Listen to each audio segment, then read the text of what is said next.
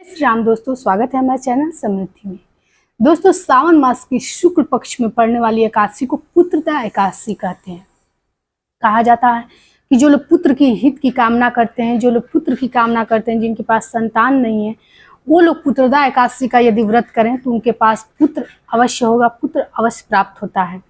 तो दोस्तों, एकादशी तो सभी पवित्र होते हैं, लेकिन हर एकादशी की एक अपनी महत्ता होती है। तो कुछ लोग गिने चुने एकादशियाँ रहते हैं और कुछ लोग साल में पड़ने वाली 24 एकादशियाँ जो शुक्ल पक्ष और कृष्ण पक्ष हर महीने पड़ती हैं, सभी एकादशियों का व्रत रहते हैं।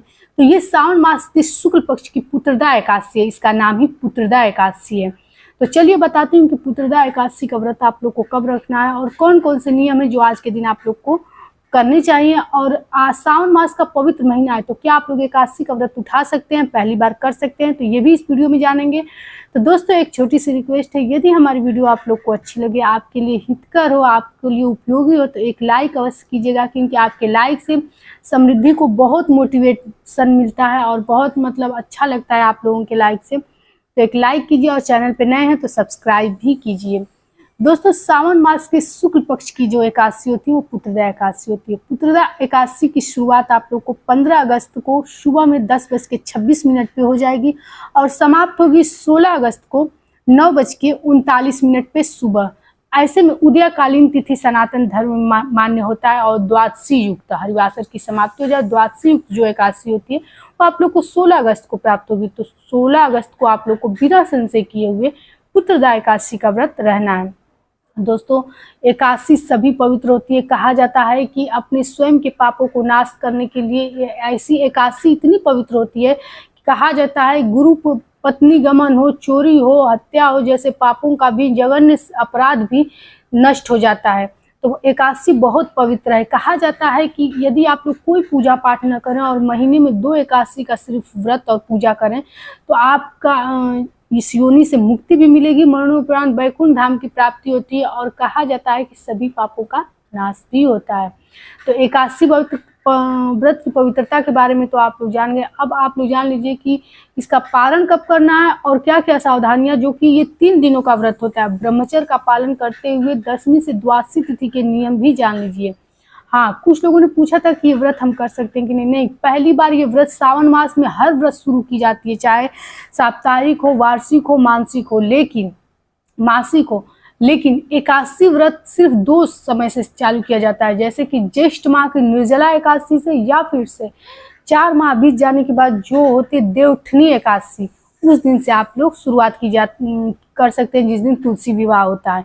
इसके अतिरिक्त आप लोग कभी भी एकादशी व्रत की शुरुआत नहीं कर सकते हैं। दोस्तों, 10वीं तिथि के इसमें क्या नियम होते हैं कि चावल हो, मूली हो, मसूर हो नहीं खाया जाता है, बैगन नहीं खाया जाता है, सरसों का तेल नहीं खाया जाता है और सूर्यास्त के पहले 10वीं तिथि को भोजन कर लेना चाहिए। इसके बाद से आप लोग को सिर्फ फलाहार ही रात में लेना चाहिए। क्योंकि सावन मास है इसलिए रात में दूध मत पीजिएगा।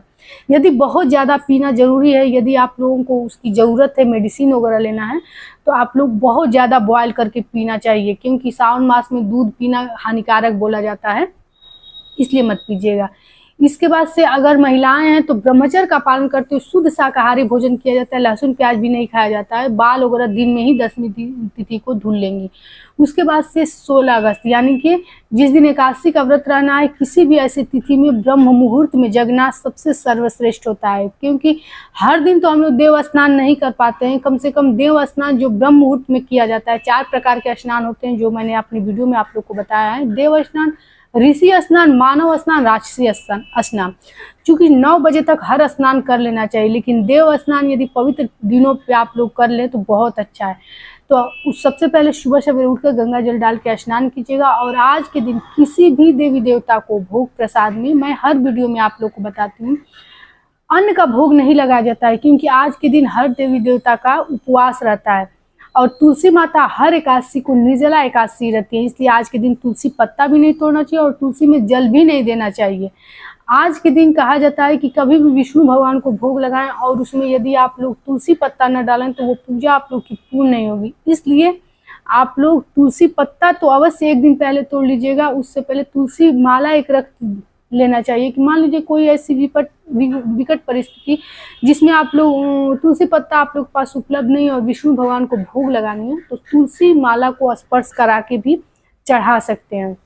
आज के दिन कोई पीला फल चढ़ाया जाता है, पीले फूल, पीले चंदन से सजाया जाता है विष्णु भगवान को। लड्डू गोपाल हैं, शालिग्राम है, तो उनकी भी पूजा होती है।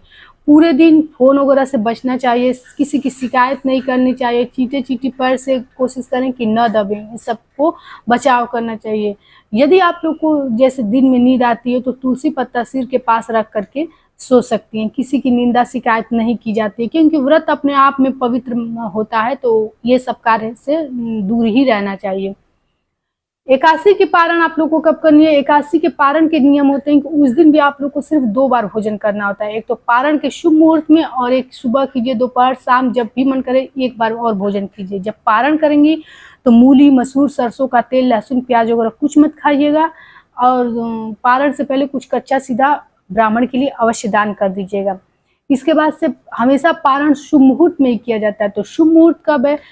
17 तारीख को 5:49 से 8:05 पे सुबह आप लोग पारण कर सकते हैं।